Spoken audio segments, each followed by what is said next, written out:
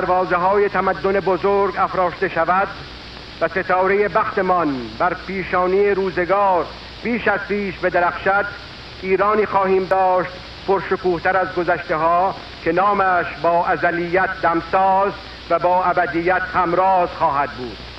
شاهنشاه‌ها، اولیا حضرت‌ها، در تاریخ درخشان ایران مردانی پدید آمده‌اند که مشت روزگار در پیش دست توانایشان باز شده تا خود قلم سرنوشت را به دست گیرند و تاریخ ساز و تاریخ پرداز کشور خویش شوند.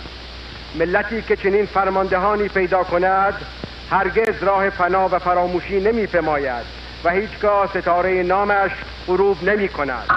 9 و 10 محرم الحرام 1399 هجری قمری تاسوعا و عاشورای حسینی.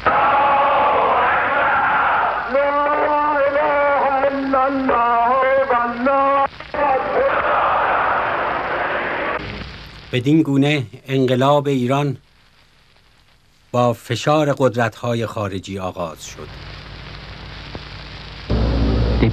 کشورهای خارجی که هرگز او را به خاطر بالا بردن بهای نفت و ایجاد ارتشی نیرومند نبخشیده بودند، به سفیران خود فشار می آوردند که هر چه زودتر ساعت خروج شاه را از ایران بپرسند. وزارتخانه ها به خانه اشباح تبدیل شده بود. ارتش می‌خواست با شدت عمل در ظرف چند روز قدرت را دوباره در دست گیرد، اما شاه نپذیرفت و با قلبی شکسته و آکنده از درد و اندوه وطنش را ترک گفت. متحدان او نیز همچون بقیه جهان رهایش کردند. در هواپیمایی که او را به دورها می برد چهره پدرش در نظرش بود. سادات که پیش از این با او روابط دشواری داشت، شاه را همچون یک رئیس دولت، یعنی چیزی که دیگر نبود، استقبال کرد. گرمای اسبان و دوستی میزبانان آخرین ایام زندگیش را به ایامی با خاطرات خوش تبدیل کرد. فرماندهان ارتش از پایگاه‌های خود مرتباً به او تلفن می‌کردند و اجازه می‌خواستند که کودتای زمان جوانی او را تکرار کنند، ولی او مرگ خود را نزدیک می‌دید و دیگر در خود توان بازگشت نمی‌دید. حضورش برای سادات خطرناک بود، بنابراین به مراکش رفت و شهبانو فرزندانشان را به آنجا آورد و همگی در انزوا به دور از آدمکشانی که در پیشان بودند به زندگی پرداختند، همچون خانواده معمولی که فرزندانشان از تعطیلات بازگشتند. آنان گذرنامه نداشتند و فرح ناچار شد با بسیاری جاها تماس بگیرد تا بتواند ورقه موقتی برای سفر به باهاماس تهیه کند. در ایران جمهوری اعلام شده بود و بنابراین هیچ کشوری حاضر نبود آنها را بپذیرد. باهاماس که برای جهانگردان بهشت محسوب میشد، برای آنان جهنمی بیش نبود، به ویژه که هر شب بیش از شب پیش خبر اعدام‌ها به گوششان می‌رسید. سپس به مکزیک رفتند. فرح می‌کوشید با آرامش و با آرایش و تحمل سختی‌ها زندگی را برای همسر خود آسان‌تر کند.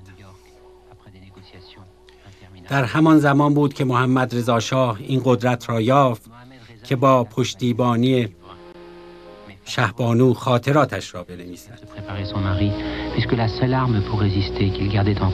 سپس در پاناما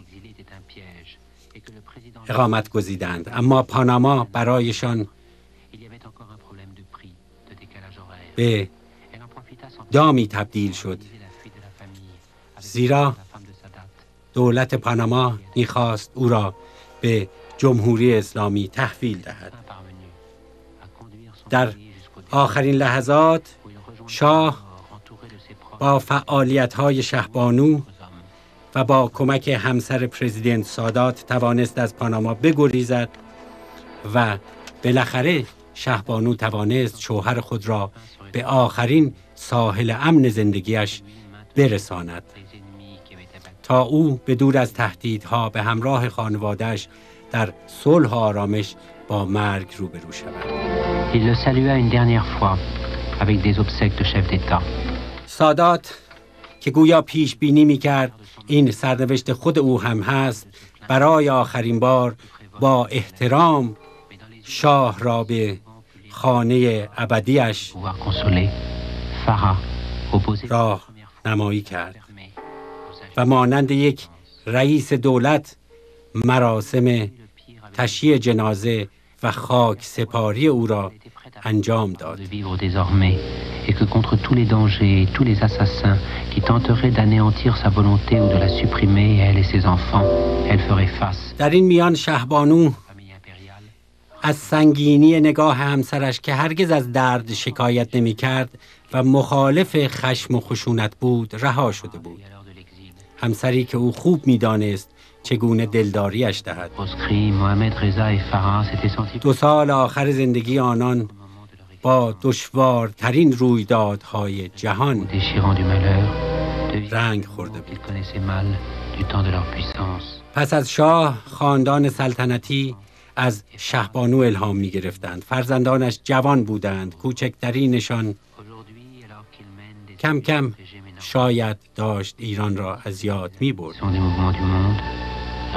فرح و شاه در دوران تبعید خود بیش از همیشه با یکدیگر نزدیک بودند، بیش از هر زمانی در زندگی شاه، و بالاخره با وجود همه ناملایمات و دشواری‌ها توانستند عشقی را تجربه کنند که در زمان سلطنت شاه هرگز نتوانسته بودند. و شهبانو در برابر شاهی دیگر سر تعظیم فرود آورد.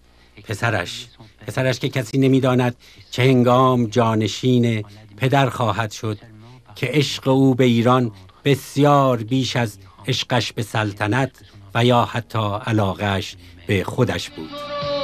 باور ندارم بی تو تنهام، یاور ندارم چرا رفتی بنیان گذارم، رفتی پدر واسه همیشه، مهرت از دل بیرون نمیشه، تو زنده ای برا همیشه، تو بودی تنها تکیه‌گاهم، بی تو دردم یه دنیا آهم، یتیمم خیلی بی پناهم، کاش که میمون نفس تو سینم تا رفتن تو رو نبینم، بیزار از زمان و زمینم، کاش که میدیدم لحظه آخر تو رو که بودی خسته در بستر، تا تو میگفتی هر آنچه داشتی،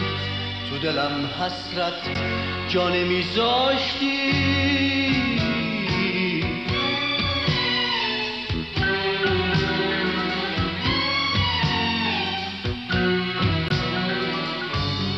تا که خون جاریه توی رگهام، اسم تو میمونه روی لبهام، هر چی که دارم من از تو دارم، پدر خوبم سپاسگزارم.